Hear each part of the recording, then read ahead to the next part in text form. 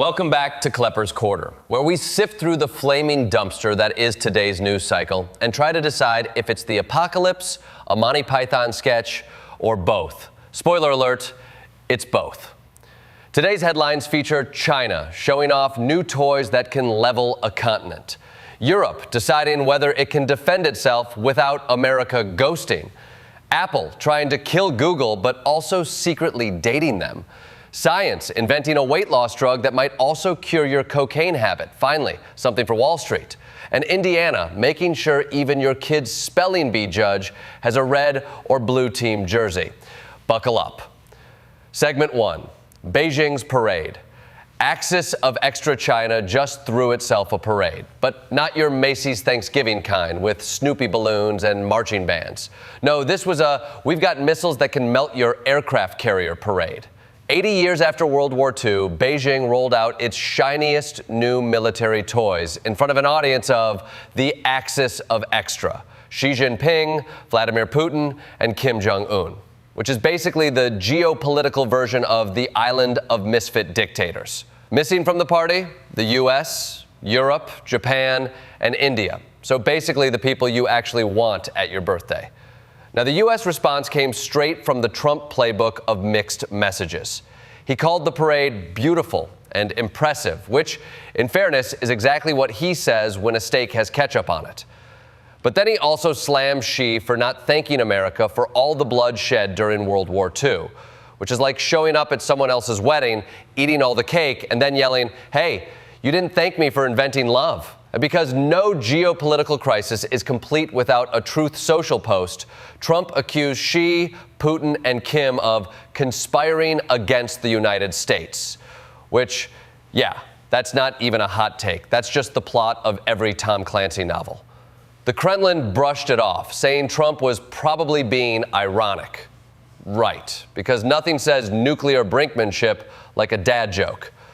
China also paraded its new toys. Hypersonic missiles, drone submarines, and intercontinental ballistic missiles that can hit basically anywhere. It's like China is trying to win the world's most terrifying episode of Price is Right. Hypersonic missiles?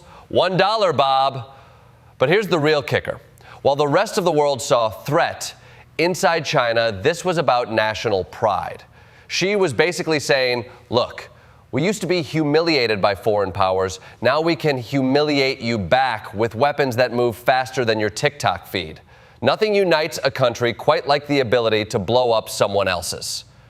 Segment 2, Europe's Ukraine summit. Steel porcupines and paper tigers. Meanwhile, in Paris, European leaders gathered for what they called the Coalition of the Willing, which is also what my college roommate called his beer pong team.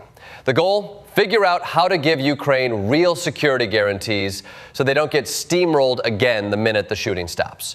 President Macron of France and Prime Minister Keir Starmer of the UK led the summit, joined by Zelensky, who, let's face it, has the busiest travel schedule of any man who's also fighting a war. The idea is to give Ukraine something more solid than the Budapest Memorandum of 1994, which was basically the international version of Pinky Promise. But here's the awkward part. The U.S. is in the room, but only kind of. Trump sent a special envoy, who is basically the diplomatic equivalent of sending your cousin to babysit. Because Trump himself has made it clear, no NATO membership for Ukraine, no U.S. boots on the ground. Which is code for, we're here in spirit, like the ghost of Uncle Sam. Europe, for its part, can't decide if it wants to be a real military power or just keep calling America every time it hears a bump in the night. Macron says Europe must step up. NATO's new leader says Europe needs to produce weapons as fast as Russia does, which is terrifying because Russia is now spending 40% of its budget on defense. Imagine the U.S. doing that. We'd have tanks rolling down Broadway and Elon Musk trying to sell flamethrowers as Medicare replacements. The big idea is to make Ukraine a steel porcupine. Basically, arm them so heavily that trying to invade is like hugging a cactus made of grenades. Which, to be fair, sounds like the right vibe for a country that's already turned tractor drivers into tank thieves. Segment 3, Apple versus Google, the world's most passive-aggressive tech romance. On the tech front, Apple is building its own AI-powered search engine called World Knowledge Answers, which sounds less like a product and more like a knockoff Trivial Pursuit game you find at a garage sale. The idea is to take on Google by making Siri actually useful, which is ambitious, considering right now Siri can't even set a timer without asking you if you meant play Despacito. But here's the kicker. Apple's Google Killer is powered by Google. Yep, Apple signed a deal to test Google's Gemini AI model. That's like Pepsi launching a new soda with Coke syrup inside. It's corporate codependence at its finest. Apple wants to kill Google, but also really needs Google's brainpower to do it.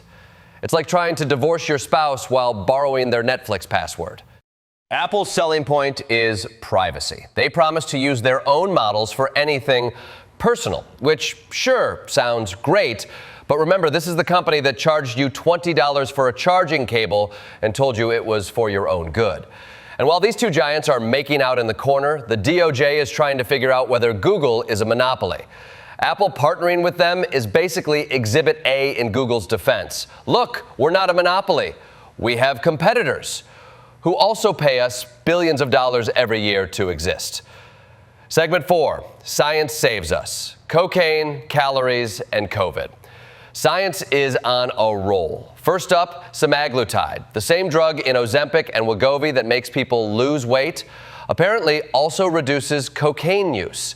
In rats, it cut cocaine use by 26%, relapse by 62%, and motivation by 52%. Translation?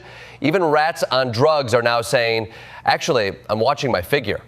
If this works in humans, it could be the first real drug to treat cocaine addiction, which is great news for Wall Street, Miami, and let's be honest, Hunter Biden's memoir sales. Meanwhile, researchers in Australia and Japan have found a way to target a stable protein inside the COVID virus, which could lead to a vaccine that doesn't need boosters every 6 months. Imagine that. One shot that covers all future variants, which would be huge because, let's face it, America can barely agree to take one vaccine, let alone line up every fall like it's pumpkin spice season. And in obesity research, scientists found a protein called Neritin-1 that basically turns fat into calorie-burning machines. Instead of suppressing appetite like Ozempic, it cranks up metabolism. So imagine eating a pizza, and instead of gaining weight, your body sets it on fire for heat. Finally, science has achieved the American dream: pizza as fuel. Segment 5, local disasters, Lisbon, California, and Indiana. Tragedy struck Lisbon, Portugal, when a historic funicular derailed, killing 17 people. It's heartbreaking, and it also raises tough questions about infrastructure, because we all love old-timey tourist stuff until it's barreling down a hill like a metal roller coaster of doom. America, take notes. If you've ever been on the New York subway, you know we're one rusty bolt away from our own historic disaster. Meanwhile, in California, wildfires sparked by lightning have destroyed parts of the gold rush town of Chinese Camp. Nothing says history repeats itself quite like a historic community being burned down again, only this time by climate change instead of careless prospectors with candles. And in Indiana, school boards are now officially partisan, which means your kid's math teacher is about to campaign on whether long division is woke. Supporters say this brings transparency. Critics say it just politicizes everything. But hey, why stop there? Let's put party labels on Little League coaches too. Sorry, Timmy, I can't put you in at shortstop. This is a Republican infield. So that's today. China flexes, Europe frets, Apple cheats on Google with Google, science gives us pizza-powered metabolisms, and Indiana makes kindergarten a battleground state. The world is complicated, messy, and terrifying, but at least we can laugh about it. Until Siri tells us the missiles are already in the air.